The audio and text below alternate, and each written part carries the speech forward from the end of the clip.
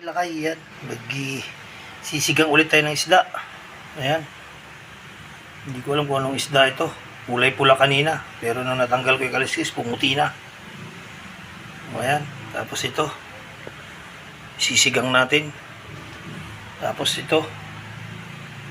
Wala akong nabiling pichay. Kaya mustasa. Pwede na yan. Ayan. Tapos ang ano natin. Baka naman. Magic. Ito pa. Oh. Nor sinigang mix. O ayan lang ay sasalang na natin. Salang na natin. Ayan lang. Pakuluan muna natin bago natin ilagay yung isda. O ayan lang ay sinalang na natin. Tapos ito yung isda natin.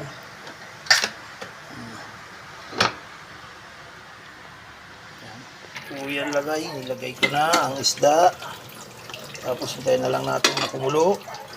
Takpan natin bago natin ilagay yung gulay. Ayan lagay. Ayan lagay, nilagay na natin ang sinigang mix. Ayan. Timpla-timpla na lang natin yan. Masarap kumain pag may sabaw.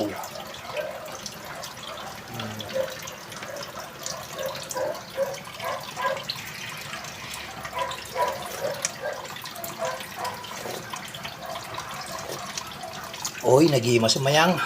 Sarap ng sabaw niya. Tama lang. Mamaya, pag lutong-luto na, ilagay naman natin tong gulay niya. Ayan na kayo, makalipas ng ilang minuto, ilagay na natin ang gulay. Ayan.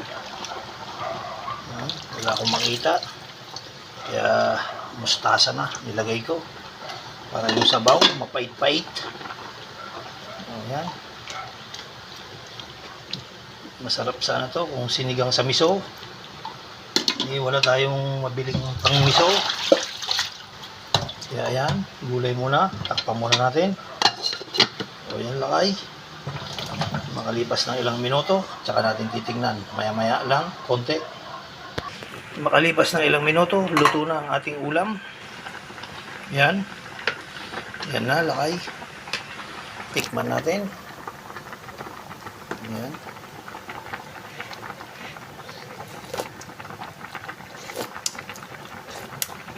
Ohoy, sarap. Sarap na naman ang sinigang natin. Ayan lakay. Takpan natin at patay na natin. Gusto nyo mag-ulam ng ganyan? Mura lang sa palengke. Bumili kayo. At lutuin nyo lang. Tapos patay na natin. O ayan lakay.